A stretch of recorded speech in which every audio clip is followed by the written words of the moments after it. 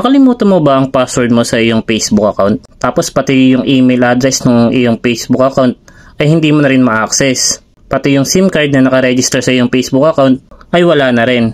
Pero na-open mo pa yung iyong Facebook account. Kung ganito ang senaryo ng problema mo, ang unang dapat mo lang gawin boss ay i-open lang po yung inyong Facebook account. At pagkatapos kapag nandito ka na po sa inyong Facebook account ay kailangan nyo lang pong pumunta sa setting ng iyong Facebook account. Ayun, para gawin po yun, pinutin nyo lang po itong menu. At pagkatapos, kapag nandito ka na po sa menu ay mag-scroll up ka lang po. At sa ibaba po niyan, may kita nyo po yung settings and privacy. Pinutin nyo din po yan. At sa baba po niyan, nalabas ang setting.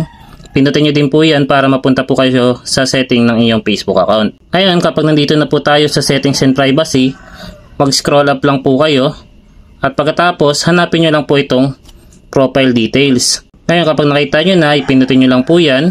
At pagkatapos, ay mapupunta po kayo dito sa About. Ngayon, kapag nandito na po kayo sa About, hanapin nyo lang po itong Contact Info.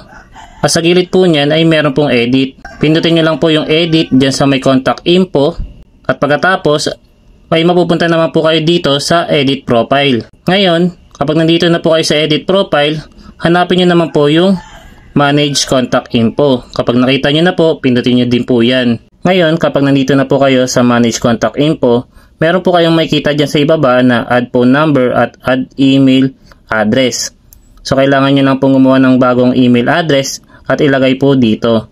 Ngayon, kung meron din po kayong bagong phone number, ilagay nyo na rin po dito sa inyong Manage Contact Info.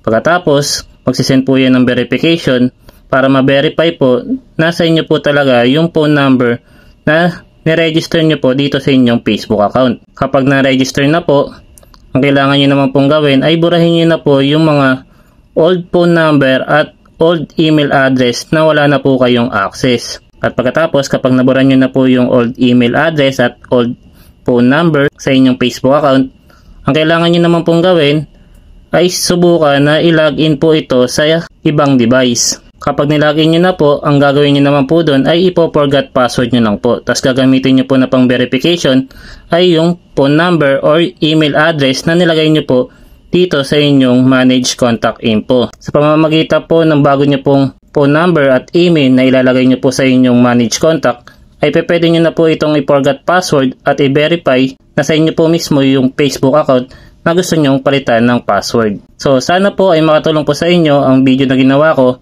At kung nagustuhan nyo naman ang video na ito ay isang thumbs up lang at thank you comment, ay masaya na ako. Maraming salamat mga boss.